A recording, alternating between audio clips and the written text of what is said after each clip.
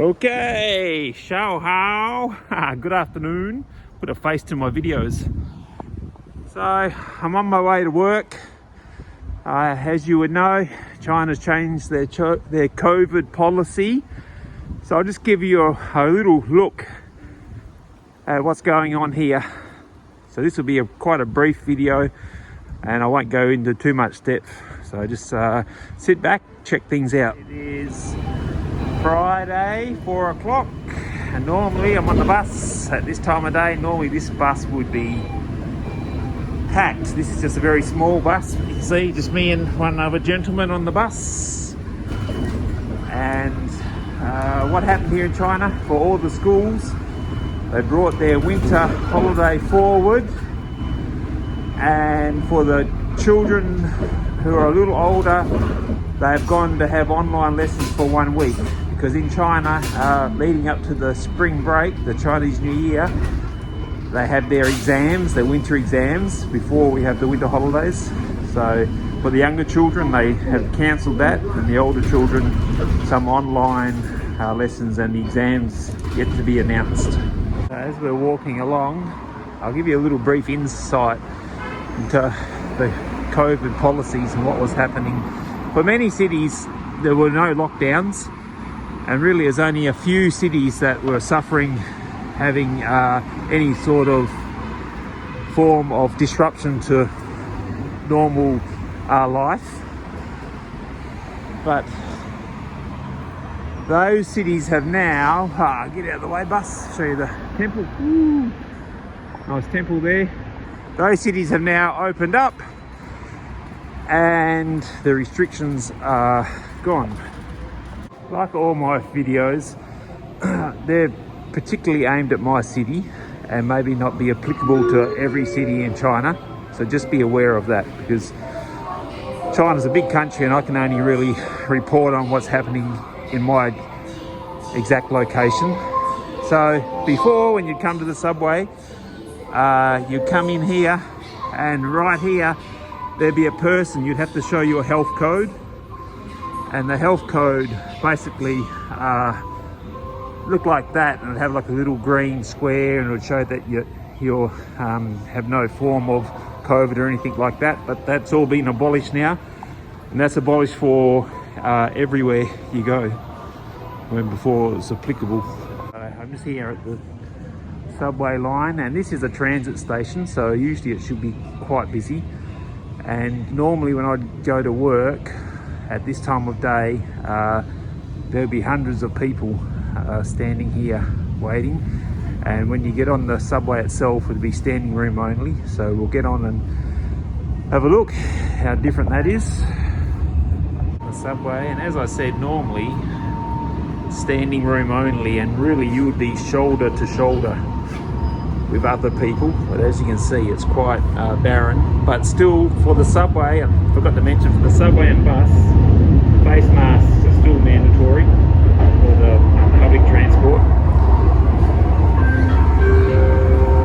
Subway exit. This is at a main shopping plaza, and every in China, you need to understand, huge population. Even this city has a population of 8 million. It's only classed as a small city. But have a look around. It's practically barren of people. Now this is very rare. You need to understand, this is not normal for any Chinese city. Okay, there should be literally hundreds upon hundreds of people here. But one thing you will notice is everyone is still wearing a face mask, but it's no longer required outside of the public transport systems. There you go, show you a little bit of Chinese snack cuisine. This is just a snack place. When you get off the subway, I'm just about to exit the subway station where I need to head to work.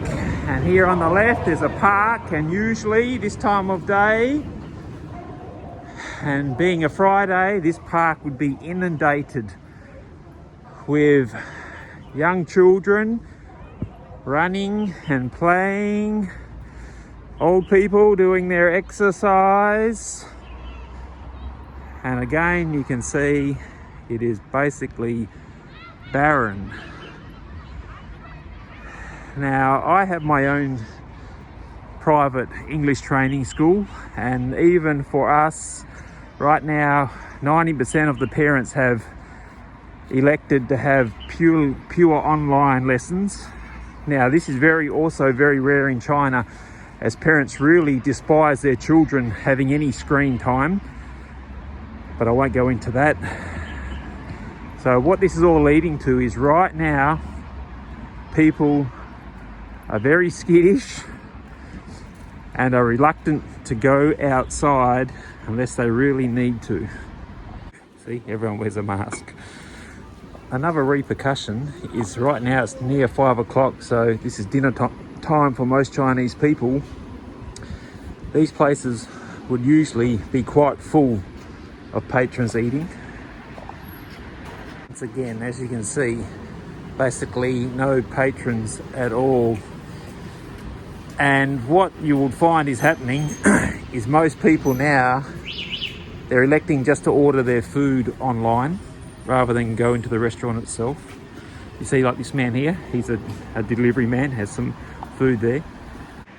So another restaurant, another empty restaurant, as you can see. Myself, I like to have something to eat before I commence work, and this is like one of my go-to places. So we'll come in here and have a little look. So you can see, oh, there is one person in here. Just like a fast food sort of style place. You see, normally they'd have that hot plate going. Too quiet maybe to open it up. Anyhow, so COVID related, but I'll just show you. This is my dinner. This costs 24 kwai, so 24 RMB. About $3.50 US is what you can buy here in China.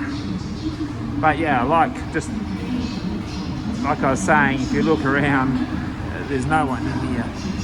So everyone's just like, no, I'm not going outside. So it's quite funny. China's really opened up more, but it's actually more closed. Isn't that ironic? Okay, when it comes to supermarkets, there's been no mad rush on the fruit and vegetables for the inline shops. However, what I have noticed is for online shopping, yeah, there is quite a shortage on a lot of fruit and vegetables. However, just for a laugh, what you won't see here is a mad rush for toilet paper. So put that into perspective. Here, for some online shopping, bit of a rush on some fruit and vegetables, but for the good old toilet paper, no one wants it. Right now, we're in the main CBD, and this is like one of the main roads that runs through the city. And as you can see, practically empty. And normally it's about 7:30, I think, Friday night. And normally there would be hundreds of people gathered along here, going into the shops and the shopping centres. Along here, there would be literally hundreds of e-bikes. You wouldn't be able to find a parking space to put your e-bike or your scooter. So what this is saying is the majority of people are really reluctant to go out and about. They're playing the more conservative, safe side, and if they don't need to be out, they'll just stay home. So they'll just go to work. While they're at work and commuting, they'll just wear a mask all day, and then they'll go home and just rinse and repeat over and over again. The conclusion to all this is a lot of people in this city, they were actually quite happy if the policy didn't change and China was kept closed, because this city's been very lucky, and actually since June 2020 there's basically been zero disruption to the city, no lockdowns or anything like that. And we're classed as a small city by Chinese standards, around 10 million for the inner city, surrounding suburbs maybe another 3 or 4 million. And as far as I know, going by what my wife tells me, she's Chinese and her sister's a doctor as well, is the reported positive cases here are very low in comparison to with many other Chinese cities, but of course they're expected to grow. So we'll see how it all plays out. But Chinese people, they are a bit of a worry, as the majority of them feel if they get COVID, it's a death sentence. So like I said, the only disruptions I've seen is for online grocery shopping.